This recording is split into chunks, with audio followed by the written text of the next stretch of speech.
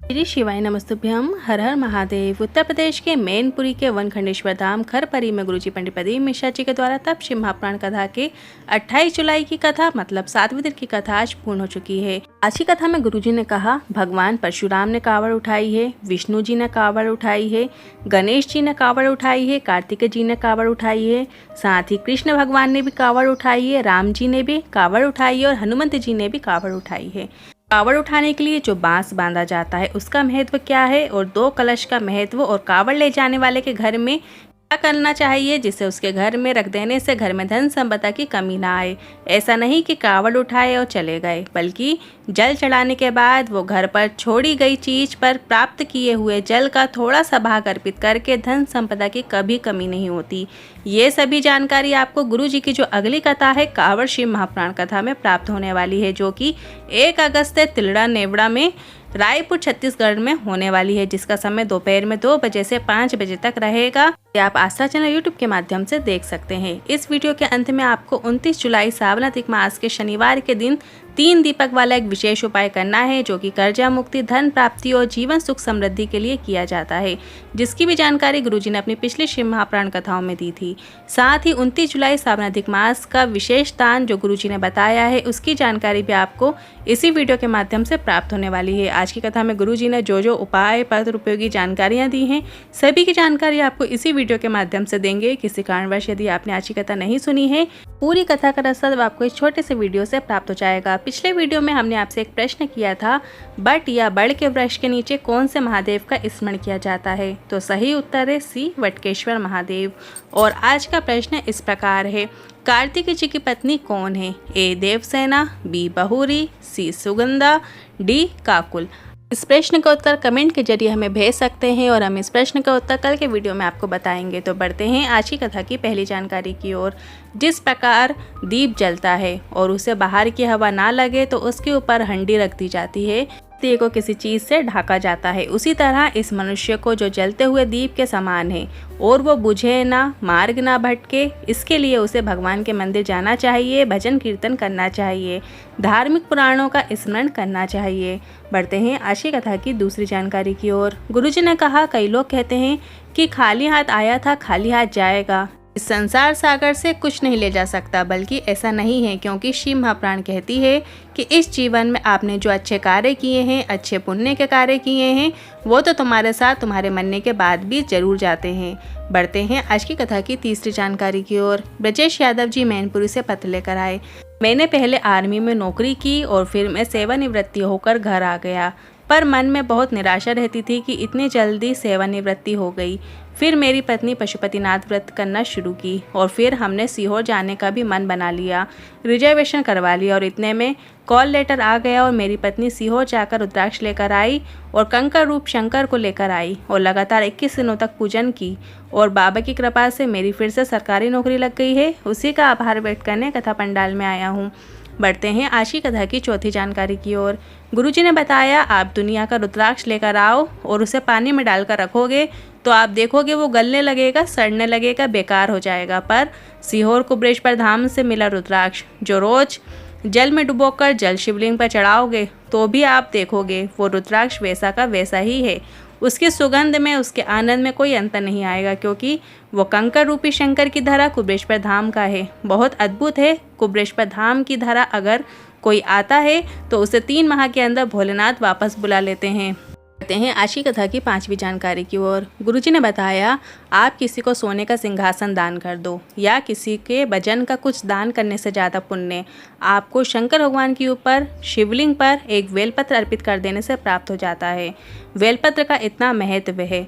बढ़ते हैं आज की कथा की 6वीं जानकारी की ओर। गुरुजी ने कहा, कुछ करो या ना करो पर एक कार्य जीवन में ज़रूर करना, एक बेलपत्र का पेड़ जरूर लगा देना, ताकि आपके रहते या आपके जाने के बाद भी उस पेड़ की बेलपत्र टूट टूट कर शिव जी के ऊपर अर्पित होते रहे।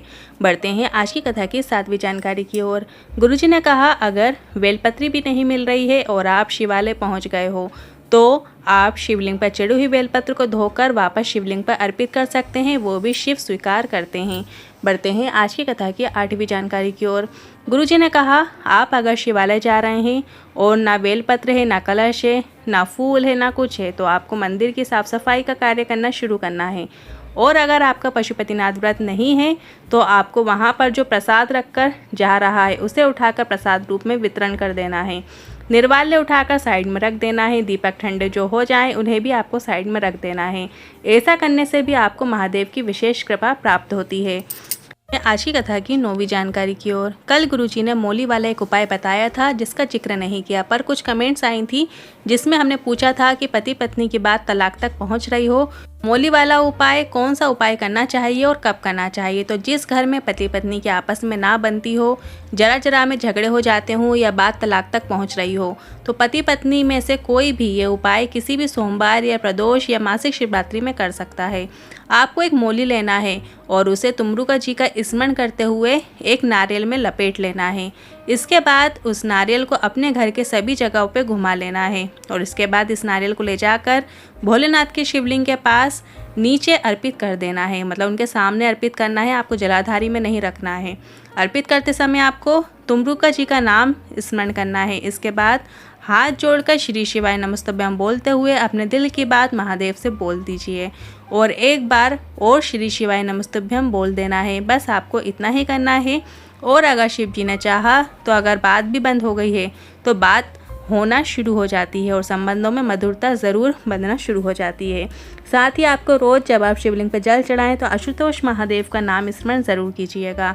आशुतोष महादेव पति पत्नी के रिश्तों में मधुरता लाते हैं। बढ़ते हैं आज की कथा की 10वीं जानकारी की ओर। जिन्हें बताया हमारे शास्त्रों में 4 जगह ऐसी लिखी हुई हैं जहां पर हमें निंदा नहीं करना चाहिए। इन 4 लोगों की निंदा भूलकर भी ना करें। इन 4 लोगों की निंदा वर्जित है और जो व्यक्ति इन 4 लोगों की निंदा करता है वो अधोगति में फंसा रहता है और बार बार पृथ्वी पर जन्म लेता है और अधोगति में फंसा रहता है और रोगों से घिरा रहता है। 4 जगह 4 लोग इस प्रकार हैं। पहला, सुहागन स्त्री मांग में सिंदूर हो, नारी गले में मंगलसूत्र पहनी हो, हाथ में चूड़ियाँ पहनी हो, पैर में बिछुड़ी पहने हो, पायल पहनी हो। सौभाग्यवती नारी की कभी निंदा नहीं करनी चाहिए।